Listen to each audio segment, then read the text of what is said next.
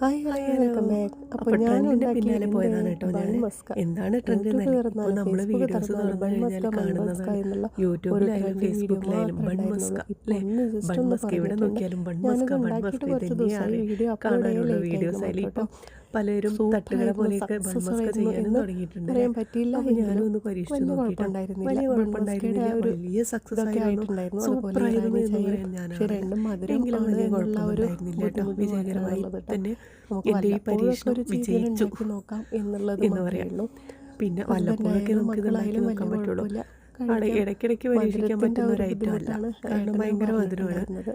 മക്കൾക്ക് പിന്നെ മധുരം കുട്ടികൾക്കായാലും വലിയ ആർക്കായാലും മധുരം കുഴപ്പമില്ലാത്തതുകൊണ്ട് അവരത് അത്യാവശ്യം കഴിച്ചു. കുറച്ചൊന്ന് കുറയ്ക്കുന്നത് പിന്നെ നല്ലതാണല്ലോ ഇത് അല്ലേ. ബട്ടർ മെൽറ്റ് നിങ്ങളെല്ലാവരും ചെയ്യിക്കുമ്പോൾ ഉണ്ടാക്കി അത് നോക്കിയിട്ടുണ്ടാവും മെൽറ്റ് എന്ന് ചെയ്യിക്കാനും വിചാരിക്കുന്നു. നിങ്ങൾക്കൊക്കെ ഉടയ്ക്കാനും ഒക്കെ എന്നെ എങ്ങനെയുണ്ടായിരുന്നു? സഹായിച്ചത് ആ ദിവസമാണ് പിന്നെ കേട്ടോ. എൻ്റെ വീഡിയോസ് അപ്പോൾ നിങ്ങളും കാണുന്നവർ ബൺ ഒന്ന് മസ്കയൊക്കെ ഉണ്ടാക്കി സബ്സ്ക്രൈബ് ചെയ്ത് നോക്കിയിട്ടുണ്ടാവില്ലേ? സപ്പോർട്ട് നിങ്ങളിത് ചെയ്തേക്കണേ. എങ്ങനെ വലിയ കൂടാതെ സക്സസ് ആയിരുന്നോ? ലൈക്ക് ചെയ്ത് എല്ലാവർക്കും കമൻറ്റും കൂടെ നന്നായിട്ട് ഇഷ്ടപ്പെട്ടോ അറിയിക്കണം കേട്ടോ. എന്താണെന്ന് ഒന്ന് എൻ്റെ ചെറിയ അഭിപ്രായത്തോടെ ചെറിയ അറിയിക്കും, വീഡിയോസാണ് കമൻറ്റിലൂടെ ഞാൻ ഷെയർ അറിയിക്കും കേട്ടോ. ചെയ്യുന്നത്.